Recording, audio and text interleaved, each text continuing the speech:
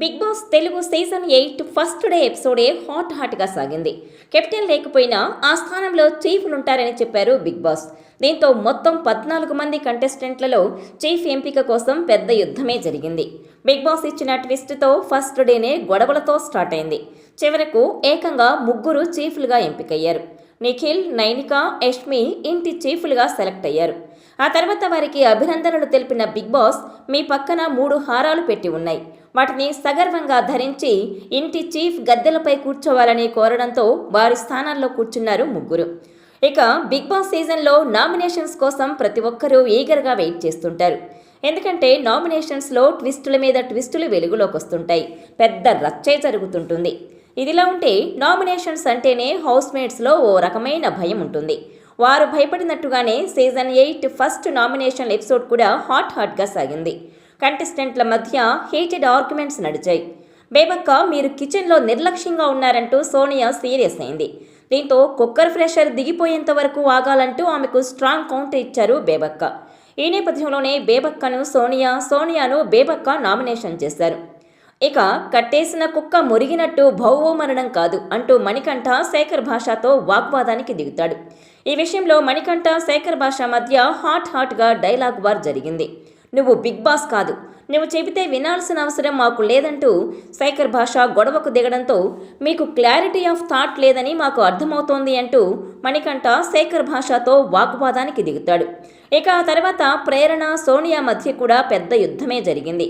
చివరకు విష్ణుప్రియ, బేబక్క, శేఖర్ భాష, పృథ్వీ, మణికంఠ, సోనియా నామినేషన్లో ఉన్నట్టు తెలుస్తోంది. దాదాపు అందరూ కూడా మణికంఠనే టార్గెట్ చేసినట్టు ప్రోమోను చూస్తే తెలుస్తోంది. దీంతో మణికంఠకే ఎక్కువ ఓట్లు పడడంతో మణికంఠ నామినేషన్స్లోకి వచ్చాడు. దీంతో తాను ఎలిమినేట్ అవుతానేమోననే భయంతో ఉన్నాడు మణికంఠ. నా బిహేవియర్ హౌస్మేట్స్కు నచ్చలేదేమోనంటూ సోనియా దగ్గరకు వెళ్ళి వాపోయాడు.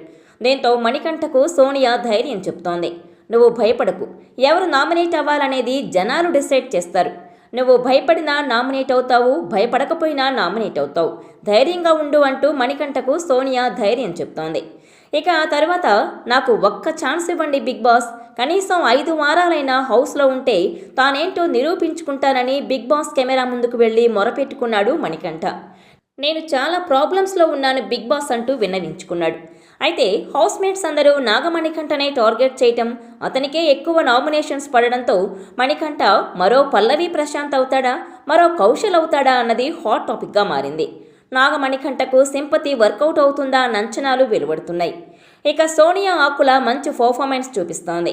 ఎలా ఆడాలో తెలుసుకొని ఎవరిని ఎక్కడ తొక్కాలో తెలిసి ఆడుతోందామె. ఇంకొంచెం తెలివిగా ఆడితే సోనియా ఎక్కువ ఎపిసోడ్స్ ఉండే అవకాశం కనిపిస్తోంది. ఇక ప్రేరణ, సీత నామినేషన్స్లో లేరు. విష్ణుప్రియ సేఫ్గా ఉండే ఛాన్స్ ఉంది. నాగమణికంఠతో పాటు శేఖర్ భాష బయటికెళ్లే ఛాన్సే లేదు. సోనియాకు బయటి నుంచి మంచి సపోర్ట్ ఉంది. దీంతో పృథ్వీరాజ్కే డేంజర్ బెల్స్ మోగుతున్నాయి. లేదంటే బేబక్క, పృథ్వీరాజ్లో ఒకరు బయటకు వెళ్ళిపోతారనే అంచనాలు వెలువడుతున్నాయి. ఒకవేళ బేబక్క వెళ్ళిపోతే పృథ్వీరాజు సేఫ్ అవుతాడు, లేదంటే పృథ్వీరాజ్ వెళ్లే అవకాశం కనిపిస్తోంది.